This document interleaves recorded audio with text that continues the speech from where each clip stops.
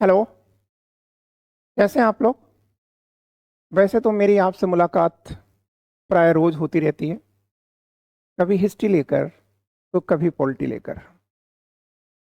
लेकिन कई दिन बीत चुके हैं जब हम द हिंदू को लेकर आपके बीच नहीं आए। उसका कारण था व्यस्तता। लेकिन उन व्यस्तता के बीच जब आपकी इच्छा हुई कि मैं पुनः आऊं, तो मैं आपके बीच में आज 10 जून को पुनः आ चुका हूं। और अब मैं पहले काम तो ये करूंगा कि आज का मैटर तो लूंगा ही लूंगा, जो पीछे छूट गए हैं मैटर, उन मैटर को भी कवर करूंगा। आज मैंने ऐसा करने का प्रयत्न किया है, कल भी मैं ऐसा करूंगा और एक दो दिन के अंदर मैं उसे कंप्लीट कर जाऊंगा। मैं कुछ यहाँ आपसे बात करना चाह रहा था, और वो बात ये थी कि देखिए, न्यूज़पेपर को पढ़ना और पढ़ कर के उससे अपने मतलब की चीज़ों को निकालना, ये दोनों दो बातें हैं। एक, और द हिंदू जैसे न्यूज़पेपर को पढ़ना, यह अपने आप में एक बड़ी उपलब्धि होती है आपकी, क्योंकि यह पेपर न केवल आपसे करंट अफेयर्स को तैयार कराता है, अपितु आपके व्यक्तित्व को भी क्या कर देता है, ये निखार देता है। क्लियर? तो हम लोग और बातें नहीं कर पाएंगे क्योंकि हमारे पास समय अभाव है। हाँ, लाइव क्लासेस में जो लोग आना चाहते हैं उनका मोस्ट वेलकम है। फिलहाल अभी आपको मैं बता दूं कि जो लोग मुझसे व्यक्तिगत रूप से कंसल्ट करना चाह रहे थे किसी न किसी कारणवश, तो उसके लिए मैंने नंबर तो आपको बता रखा है, फिर भी मैं बता दे रहा हूँ। कल से इस पर आएगा भी, फिर भी आप लिख सकते हैं 9415361462। तो आइए हम देखते हैं 10 जून का द हिंदू, और उसमें देखेंगे ओपिनियन। ठीक है? तो उस ओपिनियन में पहला जो थॉट है वह आपके सामने है, एक सोच है। ठीक है? एक आह्वान है। ठीक है? ऐसा कॉमन व्यक्ति से और अनकॉमन व्यक्ति दोनों से। क्या कह रहा है कि सर आज हम खतरे में हैं। हम का मतलब दुनिया से है। क्यों खतरे में है? तो कह रहा है क्योंकि सर ग्लोबल वार्मिंग है। अभी आपने देखा ही है, आज ही के समाचार पत्र में द हिंदू में लिखा हुआ है कि मैक्सिको में, आगे इसमें न्यूज में है भी, ठीक है, मैक्सिको में किस प्रकार से टेम्परेचर बढ़ रहा है और वहाँ के जलाशय या वाटर के जो रिसोर्सेज हैं वह सूख रहे हैं, और मछलियाँ और जीव कैसे मर गए, और वह लैगून में, ठीक है, लैगून के बाहर आकर के और वो तड़प करके अपने जीवन को जीने के लिए भी सो रहे हैं। ठीक है ना? तो ऐसी स्थिति में यह जो लेख है ना, ऐसे है ना, ठीक है, आर्टिकल है ना, या बहुत कुछ सोचने के लिए विवश करता है। तो कहता है कि ग्लोबल वार्मिंग को रोकने के लिए किताबें कैसे उपयोगी हो सकती हैं। ठीक है? क्लियर? तो लेखक ये हैं केसी विजय कुमार, और बहुत ही भावनात्मक अपील कर रहे हैं लोगों से। क्या अपील करेंगे वो हम लोग बाद में देखते हैं, लेकिन यहां आप देखिए, यहां क्या लिखा हुआ है। यहां लिखा हुआ फ्लोरा, यहां लिखा हुआ फ्लोरा, यहां लिखा हुआ फना। ठीक है? तो फ्लोरा मतलब प्लांट, वनस्पति, और फना मतलब जीव। फिर कह रहा है शहरी, अर्बन, फिर कह रहा है ग्रामीण। ठीक है? लोग, मतलब इन चार लोगों का नाम ले रहा है, और कहता है कि जो राइटर्स हैं, इन चारों पर जो हमारे राइटर्स हैं, कौन कौन राइटर्स हैं? ठीक है, भारत के पक्षी विशेषज्ञ, ठीक है, सलीम अली का नाम ले रहा है, नेहा सिन्हा का नाम ले रहा है, स्टीफन अल्टर का नाम ले रहा है, बुलबुल शर्मा का नाम ले रहा है, रस्किन बॉन्ड का नाम लिख रहा है।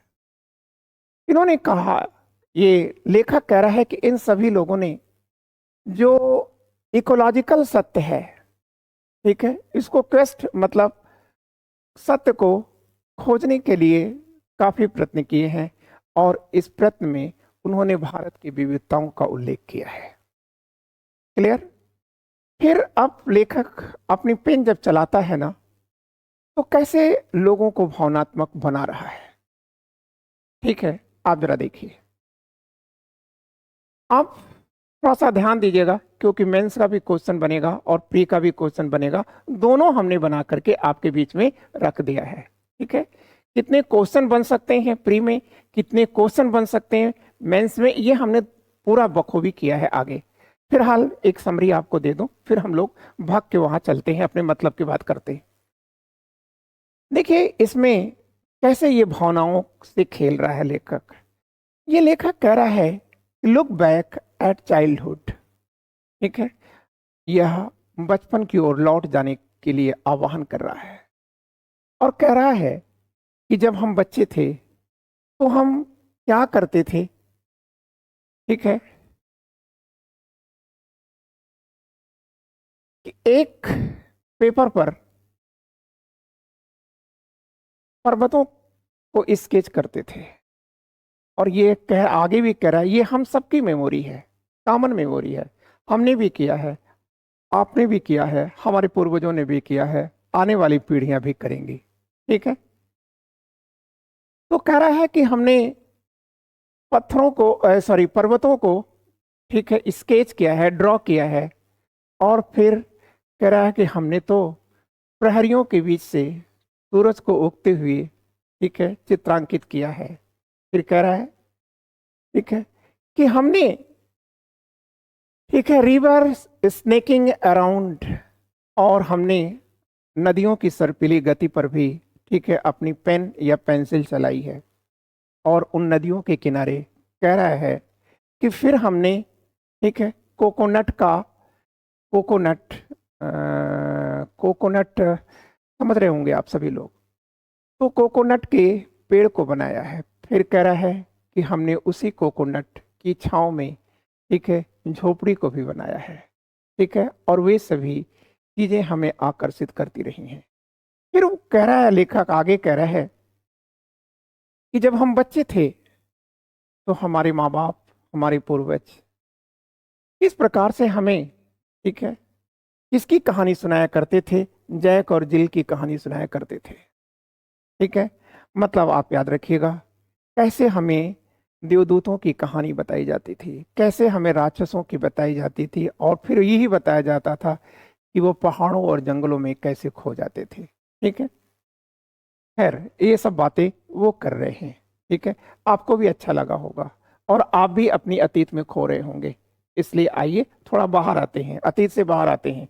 पहली चीज तो आप याद रखिएगा, आप कुछ किताबें याद रखिएगा, इनमें यही कहानी एक भावनात्मक रूप से लिखी गई है, लेकिन आप याद रखिएगा ये नाम स्टीफन अल्टर, स्टीफन अल्टर की जो किताब लेटेस्ट बुक है वो है द कोबरा, एंड यहां लिख दिया हमने द कोबरा, ठीक है, गेज,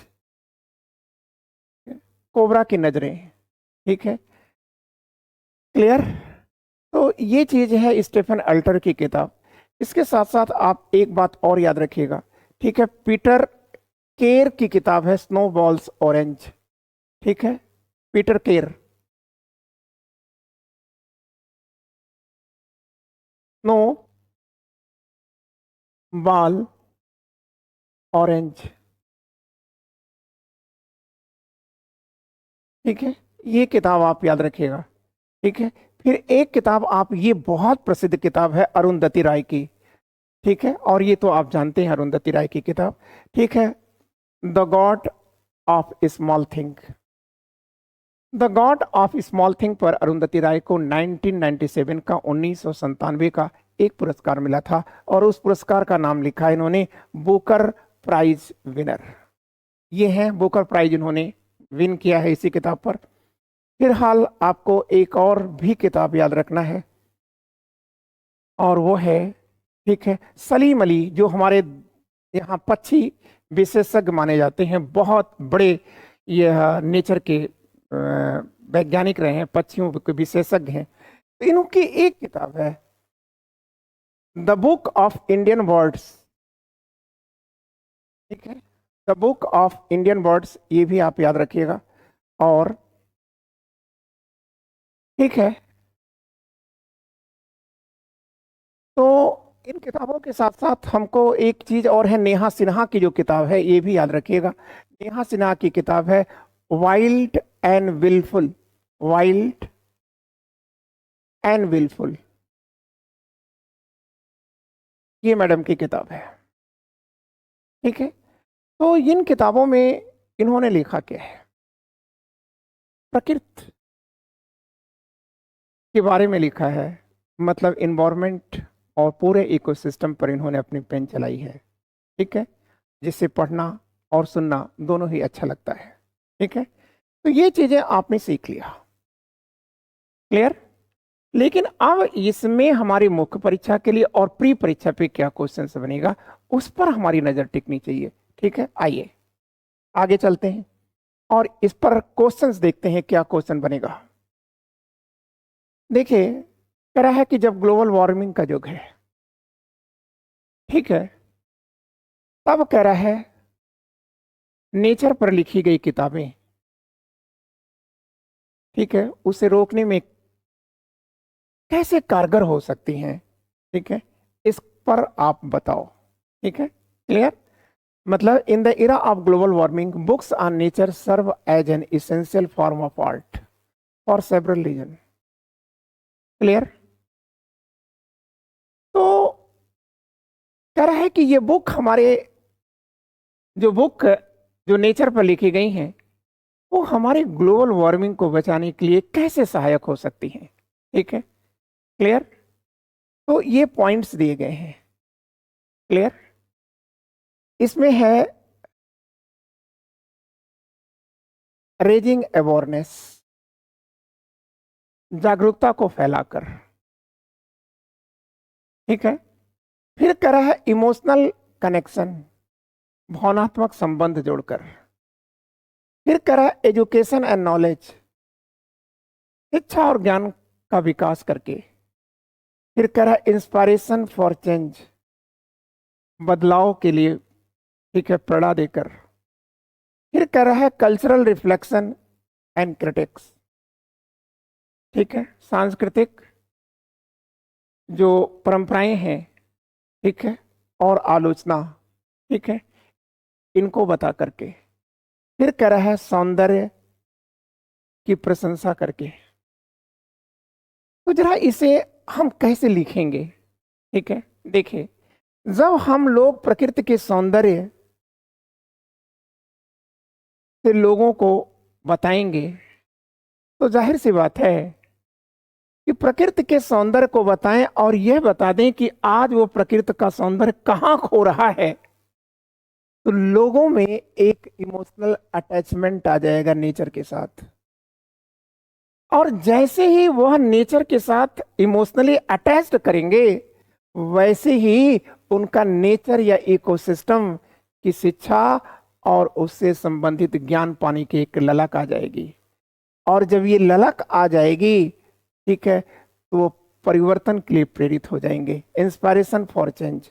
और जैसे ही वो परिवर्तन के लिए प्रेरित करेंगे तो हमारे वे कल्चर, ठीक है, हमारे वो कल्चर जो हमारे इस नेचर को ध्वस्त कर रहे हैं, जिसके कारण ग्लोबल वार्मिंग आ रही है, ठीक है, उसके वे आलोचक बन जाएंगे, ठीक है। फिर क्या होगा, वो सौंदर्य के पिपासु बन करके और प्रकृति की रक्षा कर लेंगे, ठीक है। ये मैटर उससे निकल कर आया,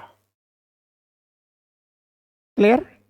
मैं सोचता हूं कि आप हर बात को समझ गए होंगे, ठीक है, क्लियर। हमने बहुत ही सलीके से इसे जोड़ दिया है। एक बार मैं आपको और समझा देता हूं, ठीक है, कि ये जो बुक्स हैं जो नेचर पर लिखी गई हैं, ठीक है, वह हमारे ग्लोबल वार्मिंग को बचाने के लिए एक अनिवार्य कला कैसे हो सकती है?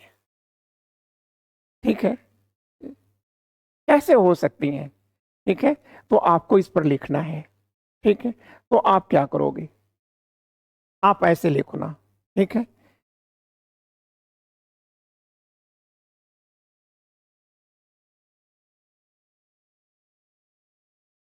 क्लियर? तो आपको ऐसे लिखना है क्या, कि सर देखो, ठीक है, हम इन किताबों के माध्यम से लोगों को जागरूक कर देंगे, और जब हम लोगों को जागरूक करेंगे, ठीक है, तो देखिए कह रहा है कि हम इन किताबों के माध्यम से लोगों में अवेयरनेस फैलाएंगे, और जब हम अवेयरनेस फैलाएंगे तो लोगों को बताएंगे कि जो कल था वो आज नहीं है। तो लोग कहाँ जाएंगे? तो आप कहेंगे इस अवेयरनेस से लोगों में प्रकृति के प्रति एक भावनात्मक संबंध या जुड़ जाएगा, एक लगाव उत्पन्न होगा। जैसे ही उन प्रकृति के साथ उनका भावनात्मक लगाव उत्पन्न होगा, ठीक है, वे लोग एजुकेशन मतलब इकोलॉजी और इकोसिस्टम को जानना चाहेंगे। ठीक है, फिर करा कि जब वो इन चीजों को जान लेंगे, तब वो परिवर्तन के लिए, ठीक है, प्रेरणा देने लगेंगे या लोगों को समझाने लगेंगे, और खुद, ठीक है, इकोसिस्टम और इकोलॉजिकल जो बैलेंस है उसको बचाने के लिए प्रेरित हो जाएंगे। और जब इनको ये प्रेरणा मिल जाएगी, तो ये तमाम हमारे कल्चर जो हमारी प्रकृति को ध्वस्त कर रहे हैं उनके वे आलोचक बन जाएंगे। और जैसे वे आलोचक बनेंगे, तो आप याद रखिएगा, वो सौंदर्य के प्रशंसक बन जाएंगे, यह सौंदर्य के पिपासु बन करके, और क्या करेंगे, इस प्रकृति को नष्ट होने से बचाएंगे। और फिर जब प्रकृति नष्ट होने से बचेगी तो ग्लोबल वार्मिंग बचेगी। ग्लोबल वार्मिंग नहीं होगी, और ग्लोबल वार्मिंग नहीं होगी, हमारे ग्लेशियर्स नहीं पिघलेंगे। ठीक है, और जो ड्रॉट आ रहा है, जैसे भी आप देख ही रहे हैं, मैक्सिको में चल रहा है, ठीक है, तो या अन्य देशों में चल रहा है, ठीक है, तो उस समस्या से हम वंचित हो जाएंगे, ये पृथ्वी बच जाएगी। क्लियर? तो ये चीजें हमने आपको समझा दिया। अब एक काम करिए आप, इस पर प्री में क्या क्वेश्चन उठ सकता है? ये तो मेंस में रहा। अब आइए हम देखते हैं कि हमारी प्री में क्या इससे क्वेश्चन बनेगा। आइए देखते हैं।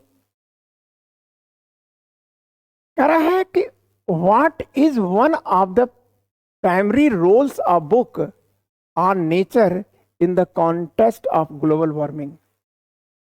फिर से पढ़िए आप। कह रहा है कि what is one of the primary roles of book on nature in the contest of global warming? Global warming के संदर्भ में, ठीक है, हमारे बुक की क्या भूमिका है?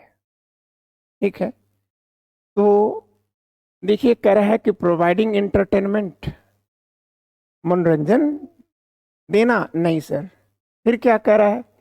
कह रहा है raising awareness about environmental issue. ठीक है, यही आपका सही आंसर है। ये किताबें, ठीक है, जो नेचर पर लिखी गई हैं, ठीक है, वह ग्लोबल वार्मिंग के लिए क्या कार्य कर रही हैं, क्या कार्य करेंगी, तो कहेंगे, ठीक है, कि सर लोगों के बीच में जागरूकता फैलाएंगे, किसके प्रति? इन्वायरमेंटल इशू के प्रति। ठीक है, एक क्वेश्चन आपके बीच ये गया। ठीक है, और दूसरी तरफ अगला क्वेश्चन हम देखें अगर, तो अगला क्वेश्चन आ रहा है, how can books on nature, ठीक है, inspire individual regarding climate change? ठीक, how can books on nature, nature पर लिखी गई किताबें, ठीक है, इंडिविजुअल को क्लाइमेटिक चेंज के प्रति, ठीक है, क्या प्रेरणा देती है? ठीक है, कैसे प्रेरणा दे रही है? ठीक है ना? तो इसमें कह रहा है by promoting economical growth, no sir. कह रहा है by inspiring personal and community action, खुद में और समुदाय के साथ, ठीक है, प्रकृति को बचाने की प्रेरणा दे देंगी। ठीक है ना, एक पॉइंट आपका ये हो गया और यही आपका आंसर है। अब अगला है, कह रहा है कि why is emotional connection to nature important in the fight against global warming. Global warming के खिलाफ लड़ाई में प्रकृति से भावनात्मक जुड़ाव क्यों महत्वपूर्ण है? ठीक है, क्यों महत्वपूर्ण है? तो कह रहा है कि sir it fosters a sense of urgency and responsibility.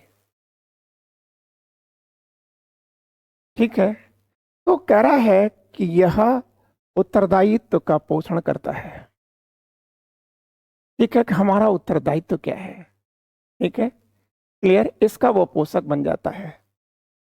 और एक और पॉइंट है, in what way do books on nature contribute to education about global warming. प्रकृति पर पुस्तकें ग्लोबल वार्मिंग के बारे में शिक्षा में किस प्रकार का योगदान देती हैं? जो किताबें प्रकृति पर लिखी गई हैं, ठीक है, वह ग्लोबल वार्मिंग के बारे में कैसी शिक्षा देती हैं?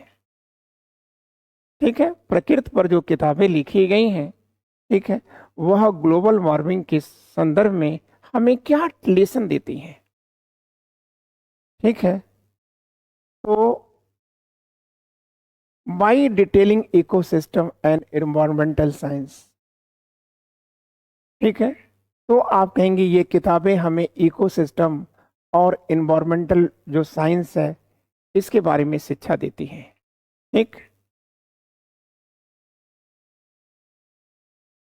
और अब आपका दूसरा पॉइंट आप देख रहे हैं, आज 10 जून का जो द हिंदू है उसमें एक डायग्राम, एक चित्र या एक इमेज बनाकर भेजी गई है और इसमें बताया जा रहा है, अभी आप जो टॉपिक पढ़कर आए हैं ना उसी का ये देखिए वास्तविक रूप दिखाया जा रहा है। मतलब ये कह रहा है क्लाइमेट जो चेंज हो रहा है, इस क्लाइमेट चेंज का प्रभाव क्या पड़ रहा है। ठीक है, तो आप कह सकते हैं कि एक बहुत बड़ा बिग सूट है ये। ठीक है, कैमरामैन ने एक बहुत बड़ा शूट किया है। क्या शूट किया है? तो ये कह रहा है ये देश है मैक्सिको, और मैक्सिको में एक लैगून है, बुस्टेलो लैगून। ठीक है, और ये बुस्टेलो जो लैगून है वो चिह्यू हुआ स्टेट है, और उस चिह्यू हुआ स्टेट में एक स्थान है एनहॉक। ठीक है, उसी का ये पूरा दृश्य है। फिर से मैं आपको समझा दूं, ये मैक्सिको की एक लैगून है, बुस्टेलो लैगून। ठीक है, क्लियर। और ये बुस्टेलो लैगून मैक्सिको का एक प्रांत है। ठीक है, चिहुहा। ठीक है, और उसमें एक स्थान है एनाहॉक। ठीक, फिर कह रहा है कि इसी लैगून में सूखे के कारण, ठीक है, कह रहा है एक ड्राई बेड बन चुका है। किसका? आप कहेंगे कि सर ये मरती हुई मछलियों का। ठीक, अब ये सूखा क्यों आया? तो आप कहेंगे सर हाई टेम्परेचर के कारण ये ड्रॉट आया है, सूखा आया है। ठीक, फिर ये चीज आप देख रहे होंगे कि ये एक आदमी है जो इन मछलियों को खींच रहा है। क्यों खींच रहा है? तो वहां नीचे लिखा हुआ है, ठीक है, स्टेंच। कह रहा है कि इस पूरे क्षेत्र में इन मछलियों के सड़ने से जो बदबू आ रही है उसी बदबू को हटाने के लिए वह, ठीक है, ऐसा कार्य कर रहा है। मतलब वह इन मछलियों को ठिकाने लगा रहा है। ठीक है ना, तो यह एक मैसेज दिया गया। ठीक है, पहले मैसेज से आप इसे जोड़ सकते हैं। ठीक है, क्लियर। अब हम आगे चलते हैं, ये याद रखिएगा, बस ले लो, ये मैक्सिको, ठीक है, हाई टेम्परेचर ड्रॉट क्यों हुआ है? क्लाइमेटिक चेंज के कारण हुआ है। हाँ, एक चीज आपसे और पूछ सकता है कि मैक्सिको के क्लाइमेट में चेंज कब से शुरू हुआ है, तो आप कहोगे सर 2011 से अनवरत यह, ठीक है, सूखा पड़ रहा है और इसके कारण वहाँ के जो वाटर रिसोर्सेज हैं, ठीक है, वह सूखते चले जा रहे हैं। ठीक है, आज वहाँ पीने के पानी की आपूर्ति भी एक समस्या बनती जा रही है। ठीक है, अब अगला जो पोर्शन आप देखेंगे वह साइंस से है, ठीक है, विज्ञान से जुड़ा हुआ है। ठीक है, और वो कह रहा है कि hydrogen line a unique signal.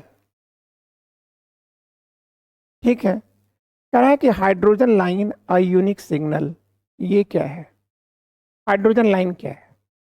इसमें आपको बहुत डीप नहीं जाना है क्योंकि ये मुख्य परीक्षा के लिए टॉपिक नहीं आएगा, लेकिन प्री में जरूर क्वेश्चन रहेगा। और अगर प्री में क्वेश्चन आया तो आप याद रखिएगा, बहुत सारे लोगों का विकेट, ठीक है, इसको समझ ही नहीं पाएगा। तो इसमें वो लिख कर है, क्या लिख रहा है? ठीक है, the hydrogen line is an important instrument in modern astronomy. ठीक है, मतलब हाइड्रोजन लाइन क्या है?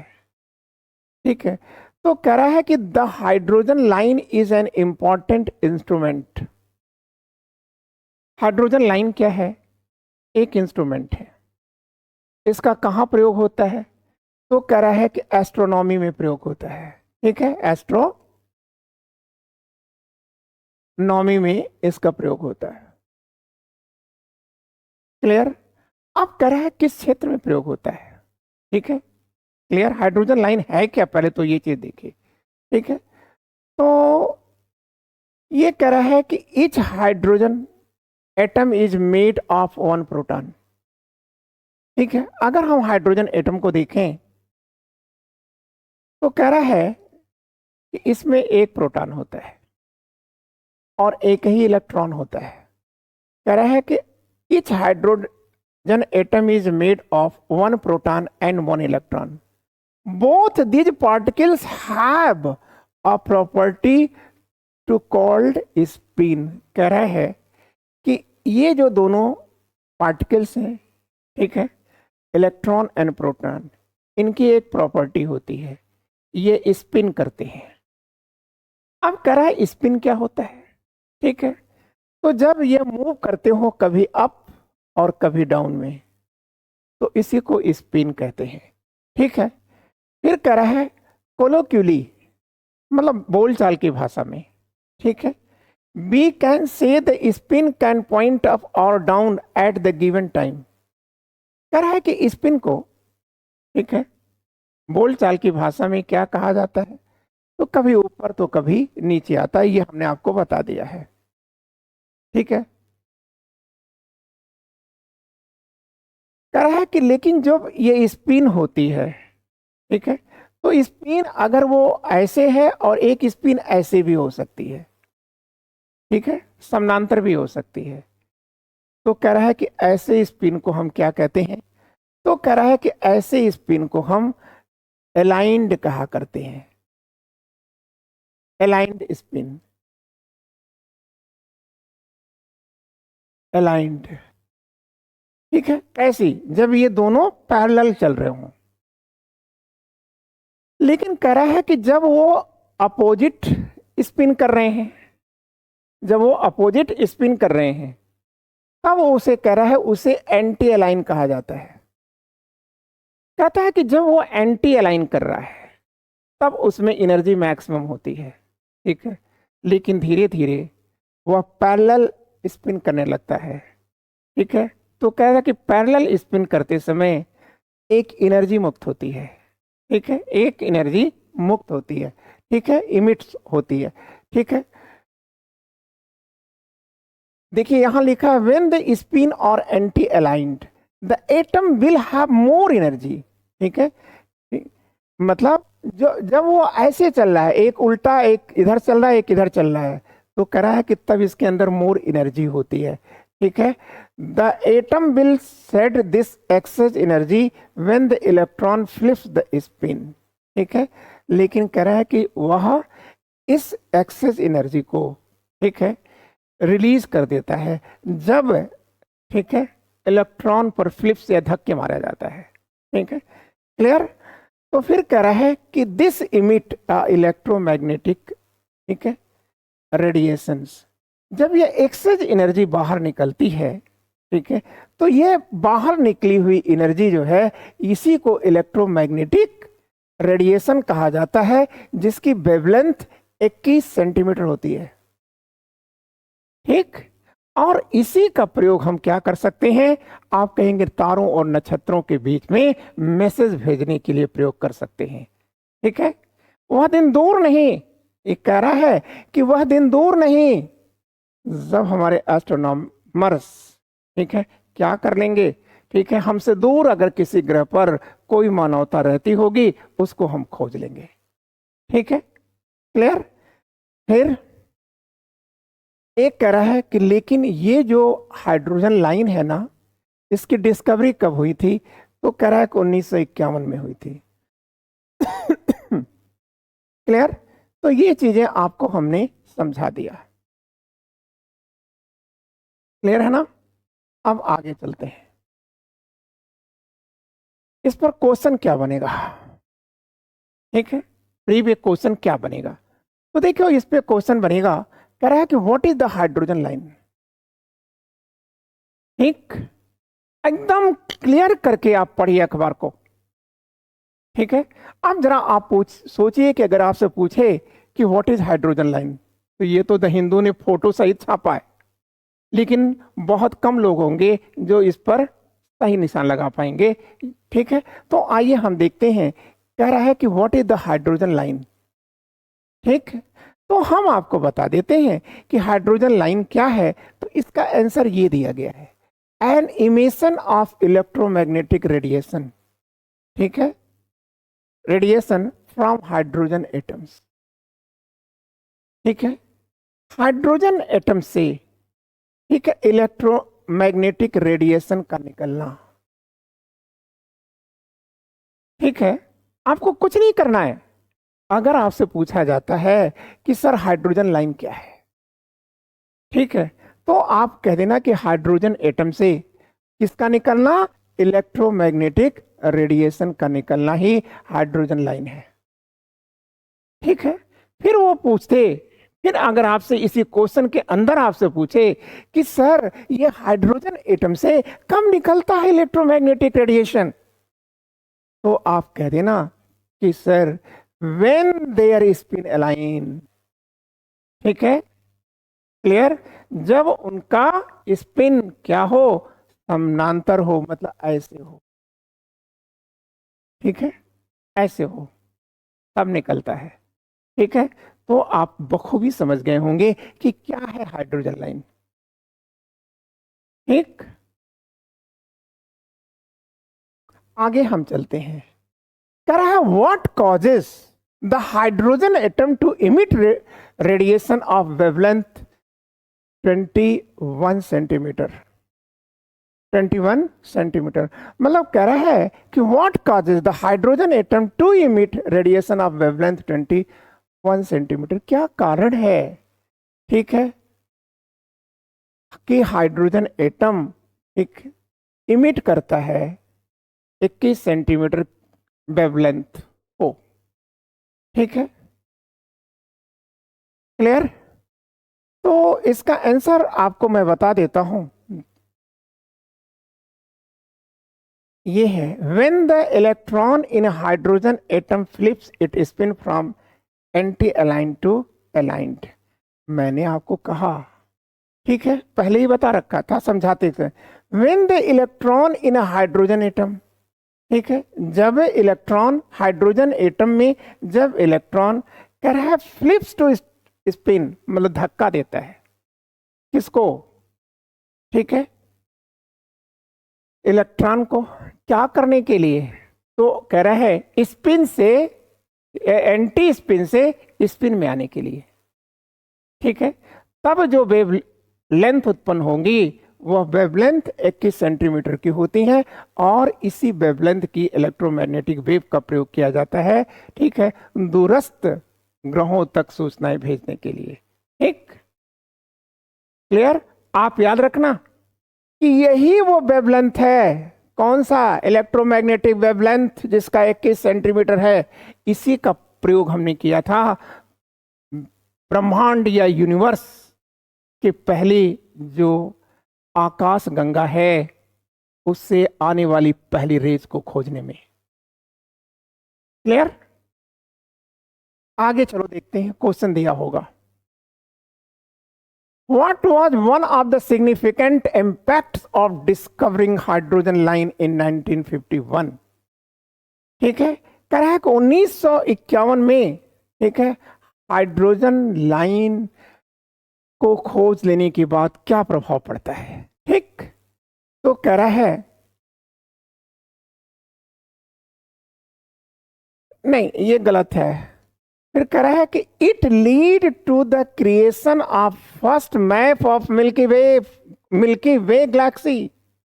ठीक है, कह रहा है कि यही वह खोज है हाइड्रोजन लाइन की जिसके द्वारा हमने दुनिया में पहली बार मिल्की वे गैलेक्सी, आकाश गंगा जो गैलेक्सी है उसकी मैपिंग किया था। ठीक है, उसकी मैपिंग कब संभव हुई? मिल्की वे गैलेक्सी की मैपिंग, ठीक है, कब संभव हुई? तो आप कहेंगे सर 1951 में। कैसे संभव हुई? तो आप कहेंगे जब हाइड्रोजन लाइन की तलाश हुई। ठीक, आगे चलिए। कह रहा है कि what is use of 21 centimetre इमेशन in modern astronomy. ठीक है, ये जो 21 cm की वेवलेंथ वाली इलेक्ट्रोमैग्नेटिक वेव है, कह रहा है कि मॉडर्न एस्ट्रोनॉमी में इसका क्या महत्व है। ठीक है, तो कह रहा है spotting the first light emitted by the universe earliest Galaxy. ठीक है, हमारी जो गैलेक्सी है ना उससे आने वाली पहली फर्स्ट लाइट को, ठीक है, स्पॉटिंग किया है, खोजा है किसने? तो आप कहेंगे कि सर इसी 21 सेंटीमीटर के इलेक्ट्रोमैग्नेटिक वेवलेंथ ने। ठीक है, क्लियर? फिर ये देखो भाई, अगला टॉपिक हो गया है, ये हम पीछे के मैटर को कवर कर रहे हैं। ठीक है, आज का मैटर यहीं पर खत्म हो गया। ठीक है, अब यहां पर देखो, इसमें कह रहा है NHRC seeks report on sale of girls as a part of nata pratha. देखो NHRC, पहले तो इसके बारे में जान लिया जाए, थोड़ा सा जानना जरूरी है।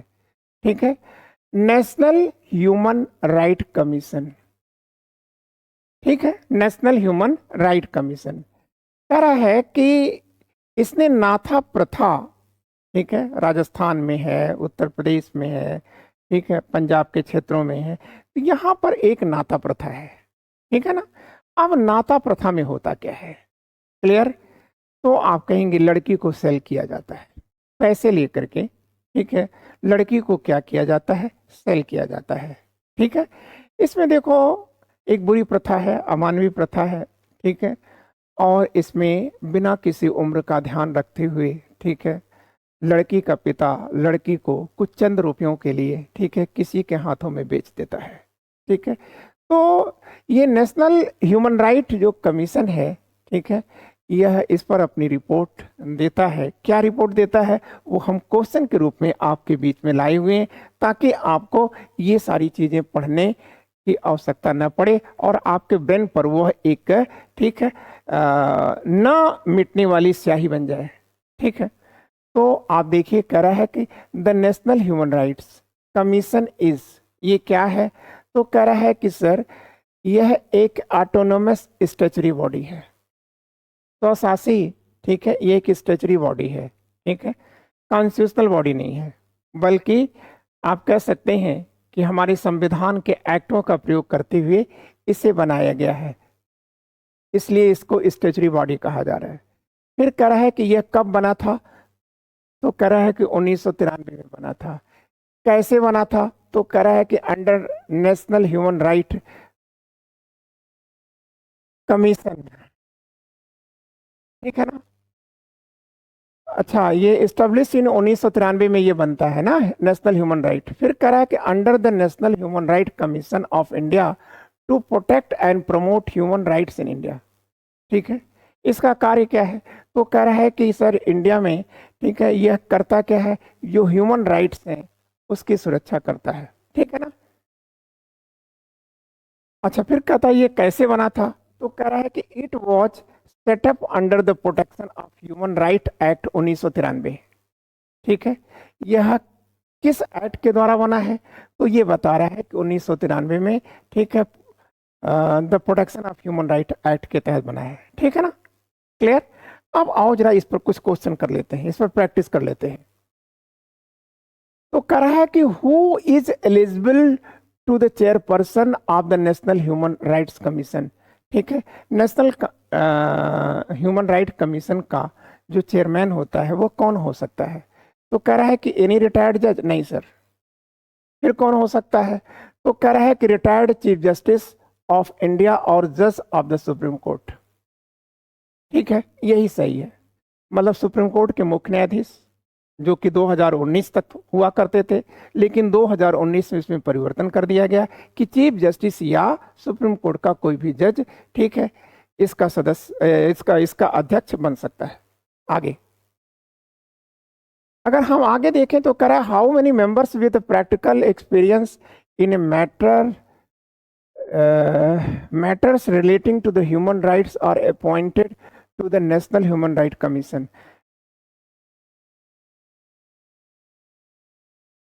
तो कह रहा है कि कितने सदस्य होने चाहिए जिनको मानव के अधिकारों के बारे में, ठीक है, एक व्यवहारिक ज्ञान हो? 3 होने चाहिए। ठीक, सामाजिक ज्ञान रखने वाले 3 सदस्य को होना चाहिए उसके अंदर। आप कह रहा है, देखिए ये छोटे छोटे क्वेश्चन है।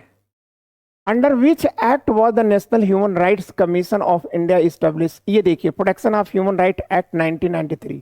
फिर कह रहा है कि when was the protection of human right act which establish the national human right commission later amended. मतलब ये जो protection of human right act 1993 में आया, इसमें पहली बार संशोधन कब किया गया? तो कह रहा है 2006 में संशोधन किया गया था। आगे चलिए, कह रहा है कि what kind of body is the national human right commission. ठीक है, मैंने अभी कहा था कि वो कॉन्स्टिट्यूशनल बॉडी नहीं है। ठीक है, वो क्या है? तो आप कहेंगे एक सांविधिक है, निकाय है, या स्टेचुरी बॉडी है। ठीक है, फिर आगे चलिए। अब आ गया नाता प्रथा। ठीक है, तो कह रहा है कि व्हाट इज द नाता प्रथा प्रैक्टिस। ठीक है, नाता प्रथा प्रैक्टिस क्या है? ठीक है, तो कह रहा है कि एक कल्चरल फेस्टिवल है। No sir. ठीक है, ट्रेडिशनल डांस है। नहीं सर। फिर क्या है? कह रहा है कि एक practice involving the selling of girls for marriage. यही है, एक लड़की को विवाह के लिए, ठीक है, बेच दिया जाए, यही नाता प्रथा है। कह रहा है कि which state have been issued notice by the NHRC regarding nata प्रथा। ठीक है, जो देखो नाता प्रथा है ना, पहली चीज तो आप ये जान लो कि कहां पर ये है, कहां पर ये व्यवहार में है। ठीक है, फंक्शन कहाँ होता है, प्रैक्टिस कहाँ इसकी होती है। ठीक है, तो उसी को NHRC, ठीक है, क्या करेगा, एक रिपोर्ट देगा। ठीक है, कि समझ जाओ। तो ये कौन कौन स्थान है? बी है इसका आंसर। राजस्थान टॉप पर है, सेकंड मध्य प्रदेश है, थर्ड उत्तर प्रदेश है, और फोर्थ ये गुजरात है, जहां नाता प्रथा है। ठीक है, जहां एक पिता अपनी लड़की को, ठीक है, विवाह के लिए किसी के हाथों में सेल कर देता है। ठीक है, फिर कह रहा है what action has the NRC directed to the state to take.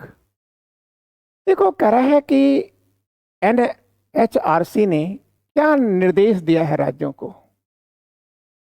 तो देखो इसमें क्या लिखा हुआ है। तो भाई नाता प्रथा को कैसे समाप्त करें, इस पर आप सुझाव दें। ठीक है, मतलब submit a report on the measure taken to eradicate नाता प्रथा। ठीक है, आगे देखिए। करा how much did the father sell his daughter for in the marriage deal? कितने पैसे में लेकर के वो अपनी लड़की को बेचता है? 2.5 लाख में। आगे चलते हैं। फिर करा under which act did the NRC suggested prosecution for those selling minor girls? जो लोग अपनी बेटी को बेच करके शादी करते हैं, एनआरसी कहता है कि उन पर जो प्रोसिक्यूशंस हो वह किस एक्ट के अधीन हो, जो अभियोग चलाए जाएं, जो मुकदमे चलाए जाएं, वो किस एक्ट के तहत हो। तो जानते ही हो ये सब केसेस जो होते हैं वह किसके तहत होते हैं। ठीक है, ये लिखा हुआ है see the protection of children from sexual offences या पास्को के तहत जो है इस पर मुकदमे चलते हैं। अगला देखो। ठीक है, बहुत छोटा सा है, इसमें बहुत ज्यादा आपका टाइम नहीं लगना है। फिर कह रहा है Spain join South Africa Gaza cases eight top UN court accusing Israel genocide. देखो इसको पढ़ने की जरूरत नहीं है, बहुत ईजी चीज है। देखो आप सभी परिचित हो, मैं पढ़ा भी चुका हूं, ठीक है, कि इजराइल की समस्या क्या है, हमास क्या है, ठीक है, और क्यों यहाँ संघर्ष चल रहा है। ठीक है, तो आप देख रहे हैं कि इजराइल हमास के आत्मसमर्पण करने के बावजूद भी, ठीक है, अपनी जो मिलिट्री प्रैक्टिस है उसको नहीं रोक रहा है। तो इससे क्या हो रहा है कि इससे दुनिया की अपीलें जो हैं वो बेकार होती जा रही हैं। इजराइल किसी की अपील को नहीं मान रहा है। उसका परिणाम ये हुआ कि साउथ अफ्रीका, ठीक है, ने क्या किया कि इंटरनेशनल कोर्ट में इजराइल के खिलाफ एक मुकदमा जारी किया था, तो जिसमें इंटरनेशनल कोर्ट ने कहा था कि आप जो राफा में मिलिट्री एक्सरसाइज कर रहे हो आप इसे रोक दो। ठीक है, लेकिन फिर भी इजराइल के ऊपर कोई प्रभाव नहीं पड़ा। क्लियर? तो अब अफ्रीका तो पहला कंट्री रहा, लेकिन यहां आपको याद रखना है प्री पॉइंट ऑफ व्यू से, ठीक है, कि यूरोप का पहला देश है, ठीक है, स्पेन, जिसने अफ्रीका का साथ दिया है और उसने इजराइल से युद्ध खत्म करने की अपील किया था। ना मानने पर वो भी इंटरनेशनल कोर्ट में आ चुका है। और दूसरा एक देश आपको और याद रखना है, और दूसरा देश है दक्षिण अमेरिका का देश, साउथ अमेरिकन कंट्री है, और वो है अर्जेंटीना, जो इन दोनों का साथ देने के लिए इंटरनेशनल कोर्ट में आना चाहता है। बस, ठीक है। अब सवाल इस बात का है कि इस पर कुछ क्वेश्चन अगर हम कर लें तो हमारी बात कंप्लीट तैयार हो जाएगी। आइए देखते हैं। कह रहा है कि which European country became the first to ask for permission to join South Africa cases against Israel. अभी मैंने आपको बताया यूरोप का पहला देश, ठीक है, जो इजराइल के खिलाफ जा रहा है मुकदमा करने और दक्षिण अफ्रीका का साथ देने के लिए, तो वो कह रहा है, ठीक है, स्पेन। ये तो आप सही कर लेंगे। फिर कह रहा है अगला, what is the main allegation in South Africa case against Israel at the ICJ. ठीक है, आईसीजे में, इंटरनेशनल कोर्ट ऑफ जस्टिस में, हेग में, ठीक है, अफ्रीका ने, ठीक है, किस केस से मुकदमा दायर किया है? तो कहेंगे कि जिनोसाइड इन गाजा। जिनोसाइड, जो नरबली हो रही है, जो मानव बलि हो रही है, ठीक है, सामूहिक जो कत्लेआम हो रहा है, उस कत्लेआम का आरोप लगाते हुए इजराइल पर दक्षिण अफ्रीका ने, स्पेन ने, ठीक है, मुकदमा दायर किया है। फिर कह रहा है कि which cities military offensive did the ICJ order Israel to halt immediately. अभी मैंने आपको बताया था इंटरनेशनल कोर्ट ऑफ जस्टिस ने इजराइल को निर्देश दिया है कि आप अपना जो मिलिट्री ऑफ है ना उसको आप क्या करें, ठीक है, राफा में रोक दें, तुरंत रोक दें। ठीक है, ये है राफा। मतलब वो कौन सा स्थान है जहां पर आईसीजे ने कहा कि आप अपनी मिलिट्री ऑफेंसेस को तुरंत, ठीक है, क्या करिए, रोकिए, वह है राफा। ठीक है, क्लियर, इजिप्ट के बॉर्डर पर। आगे, which of the following country is not mentioned as waiting for ICJ approval? वो अर्जेंटीना है, अर्जेंटीना, ठीक है, भी ये चाहता है अनुमति दिया जाए ताकि वो भी मुकदमा करे। आगे एक टॉपिक है, global project paints evidence of air pollution in India.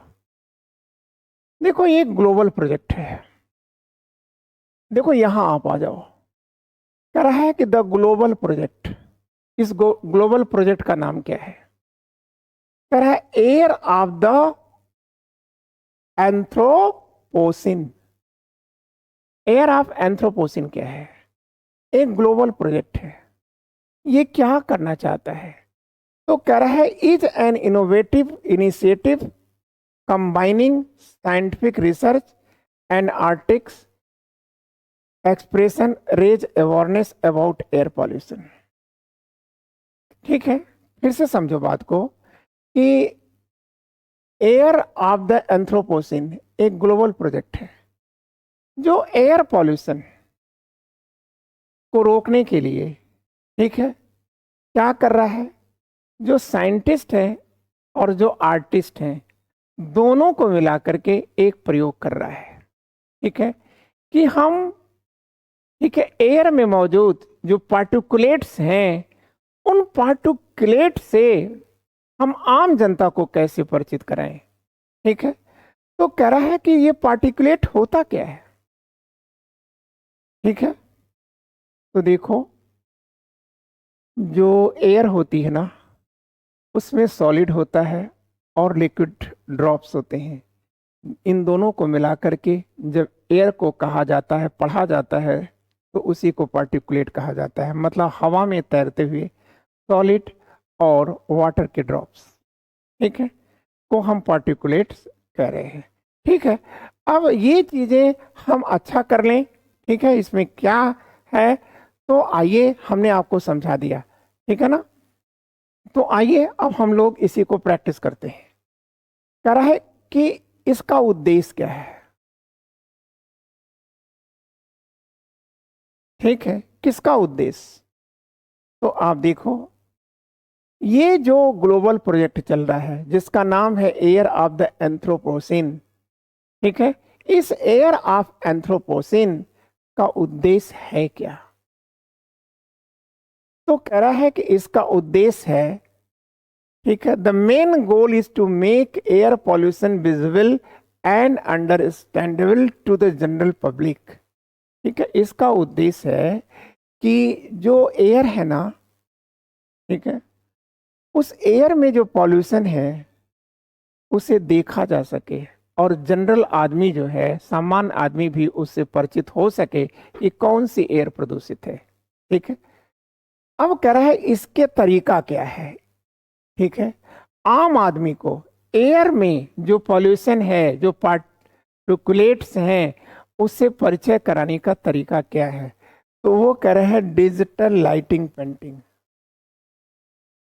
ठीक है, अगर हम डिजिटल लाइटिंग पेंटिंग से, ठीक है, एयर को गुजारें तो उसमें जो पार्टिकुलेट्स होंगे वो साफ साफ दिखने लगेंगे।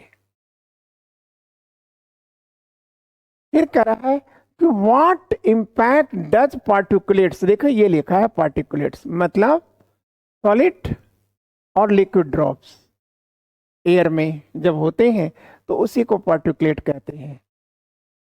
और ये पार्टिकुलेट्स को मापा किस में जाता है, उसके साइज को किस में मापा जाता है? तो आप कहोगे, ठीक है सर, पार्टिकुलेट मैटर या पीएम में मापा जाता है। ठीक है, तो कह रहा है ये है इसका answer, it has multiple impacts including heart disease, stroke and cancer. ठीक है। What impact does particulates matter have an human health according to the project. मतलब जो पार्टिकुलेट है वो ह्यूमन हेल्थ को किस तरह से प्रभावित करता है। तो कह रहा है कि सर हार्ट डिजीज उत्पन्न करता है, स्ट्रोक उत्पन्न होता है, ब्रेन स्ट्रोक होता है और कैंसर जैसी बीमारी होती है।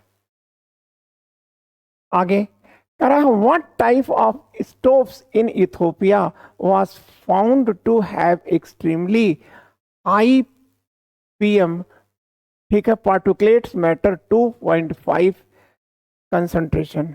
ठीक है, क्लियर।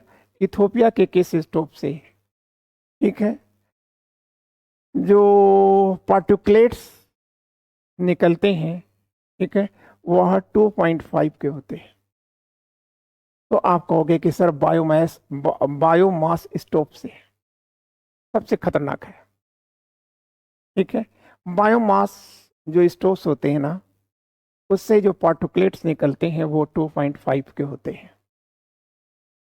आगे चलिए, कह रहा है कि what technique did the painting with light team use to visualise PM concentration. PM सांद्रता को देखने के लिए प्रकाश के साथ पेंटिंग टीम ने किस तकनीकी का प्रयोग किया है।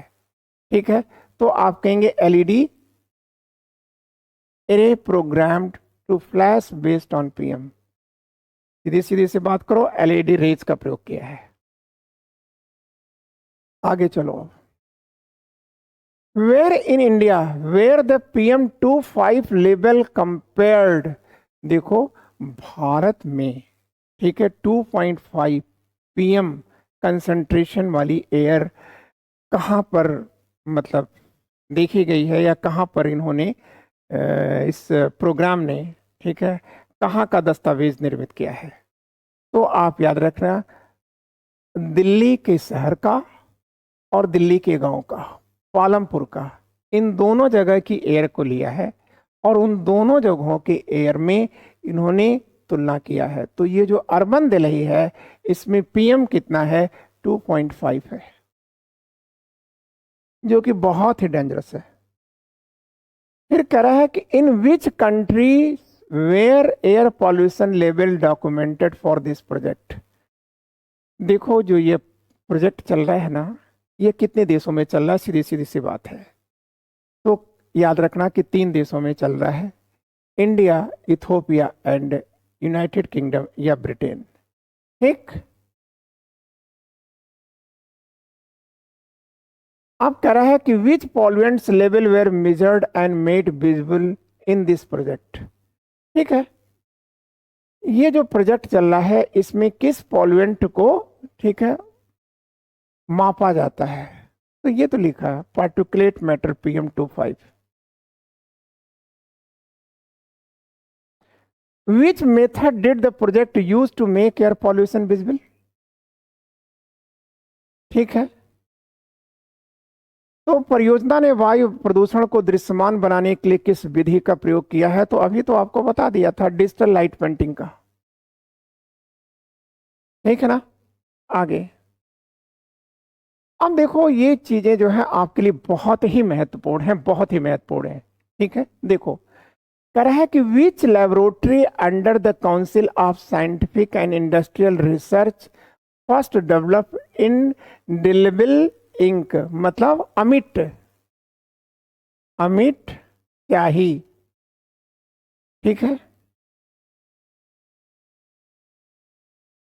मतलब देखो कह रहा है कि CSIR लिखा है, council of scientific and industrial research, कि किस लेबोरेटरी ने, ठीक है, इस अमिट स्याही का निर्माण किया है जो चुनाव में प्रयोग की जाती है। ठीक है, तो कह रहा है कि the laboratory under the council of scientific and industrial research that first develop indelible ink for use during the election India in 1952 is national physical laboratory. देखो आप जानते हो ना कि जब अभी अभी वोट खत्म हुआ है ना, मतदान खत्म हुआ, तो जब आप गए होंगे तो आपके, ठीक है, के हाथों में, ये देखो मेरे हाथ में लगा हुआ है, तो यहाँ पर एक इंक लगाई गई थी। ठीक है, यह अमिट स्याही है। ठीक है, तो कह रहा है कि ये जो अमिट स्याही है, ठीक है, इसका भारत में कब से प्रयोग हो रहा है? तो कह रहा है कि 1952 से प्रयोग हो रहा है। इसे किसने बनाया है? तो आप कहेंगे CSIR के नेतृत्व में एक लेबोरेटरी है। उस लेबोरेटरी का नाम क्या है? कह रहा है नेशनल फिजिकल लेबोरेटरी, इसी ने बनाया है। क्लियर? ये चीजें आपको क्लियर हो गया। नेशनल फिजिकल लेबोरेटरी ने ही इस अमिट स्याही का निर्माण किया है, ठीक है ना। और कब से इसका प्रयोग हो रहा है? 1952 से हो रहा है। फिर आगे चलो। कह रहा है कि the part of a finger where it is most difficult to remove. कह रहा है कि ये हमारी फिंगर का वह कौन सा भाग है, ठीक है, जहां से इस स्याही को हटाना बहुत ही मुश्किल कार्य होता है, ठीक है। तो कह रहा है कि सर लूनला, लूनला क्या है? तो कह रहा है the lunula is the crescent shaped white area the base of finger nail. ये देखो, जहां से हमारा ये नाखून और ये स्किन जुड़ती है, वहां पर क्या बन रहा है? आप कहेंगे अर्धचंद्राकार आकृति बनती है। इस अर्धचंद्राकार भाग को जहां पर व्हाइट बना होता है, उस व्हाइट भाग को क्या कहते हैं? ठीक है, तो कह रहा है कि उस व्हाइट भाग को लूनला कहा जाता है, ठीक है। फिर आगे देखो, ये सब हमने कहीं बाहर से नहीं लिया, सब हिंदू से लिया है, ठीक है। फिर कह रहा है x is the company technically undertaking by the government of Karnataka. कह रहा है कि कर्नाटक एक्स एक कंपनी है जो कर्नाटक सरकार के अधीन है। That owns the sole licence. कह रहा है that owns the sole licence, ये एक ही में हो गया था, ठीक है, to the manufacture the link used for election in India. ठीक है, एक्स एक कंपनी है जो कर्नाटक गवर्नमेंट के अधीन है, ठीक है, वही एकमात्र है जो इस स्याही का निर्माण करती है, ठीक है। तो कह रहा है कि आप उस कंपनी का नाम बताओ जो 1937 में बनी है। बात समझ गए ना? एक्स एक कंपनी है जो कर्नाटक गवर्नमेंट के अधीन है, ठीक है, क्लियर। फिर कह रहा है कि यही एकमात्र है, ठीक है। फिर कह रहा है कि सोल लाइसेंस एकमात्र मोनोपोली इसकी है, ठीक है, जो उस स्याही को बनाती है, ठीक है, जिसका हम प्रयोग करते हैं चुनाव में, ठीक है। और यह जो वो है कंपनी, इसकी स्थापना 1937 में होती है। उस कंपनी का नाम क्या है? तो ये लिखा है company that owns sole licence to make indelible ink for election, ठीक है, उसका नाम क्या है? तो कह रहा है Mysore paints and varnish limited, Mysore paints and varnish limited, ठीक है। ये नेशनल फिजिकल लेबोरेटरी के अधीन है। और नेशनल फिजिकल लेबोरेटरी किसके अधीन है? CSIR के अधीन है, ठीक है। और यही वो कंपनी है, ठीक है, जो अमिट स्याही का निर्माण करती है। इसको क्या कहते हैं? लूनला। आगे चलिए। फिर कह रहा है commission of India allowed governments to use individual ink for non electrical purpose. कह रहा है कि जो चुनाव आयोग है भारत का, ठीक है, उसने भारत सरकार को अनुमति दिया है, ठीक है, कि आप इस इंक का प्रयोग चुनाव के अतिरिक्त भी कर सकते हैं, ठीक है, ठीक है। तो कह रहा है किस क्षेत्र में भारत सरकार इसका प्रयोग कर सकती है?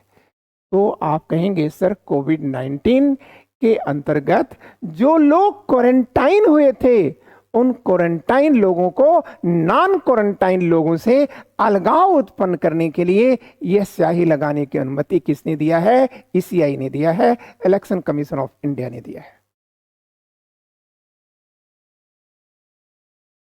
फिर कह रहा है कि name of the branch of geometry concerned with the study of space where the parallel lines can not exist. कह रहा है कि आप उस ज्योमेट्री के उस शाखा का नाम बताइए, ठीक है, जो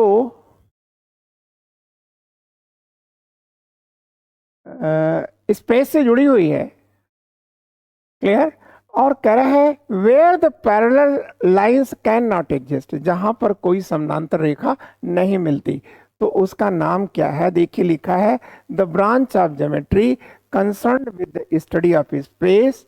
ठीक है, ज्योमेट्री की वह शाखा जिसका संबंध अंतरिक्ष के या स्पेस के अध्ययन से है।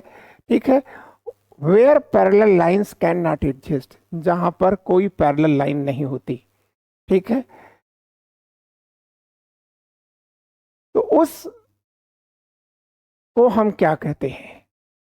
तो कह रहा है कि सर उसी को हम इलेप्टिकल ज्योग्राफी कहते हैं, ज्योमेट्री कहते हैं। ठीक है ना, इलिप्टिक ज्योमेट्री या अंडाकार, ठीक है, ज्योमेट्री के नाम से जाना जाता है। आप ये करा कि what type of disease is inflammatory bowls disease, तो ये एक बाउल्स डिजीज है। ठीक है, इन्फ्लेमेटरी बाउल्स डिजीज है। कह रहा है ये कैसा रोग है ये? तो कह रहा है कि सर ये ऑटो इम्यून है। ऑटो इम्यून क्या होता है? आप कहेंगे सर ऐसा रोग जो अपने ही अंगों को बर्बाद कर जाए, ऑटो इम्यून कहा जाता है। ठीक है, और इसी के साथ आज का द हिंदू का ये एपिसोड हमारा समाप्त होता है। हमने आपको एक बहुत प्रॉपर तरीके से, ठीक है, हर वो क्वेश्चन बना दिया है जिस पर जो आपसे अछूता था। Thank you, good day.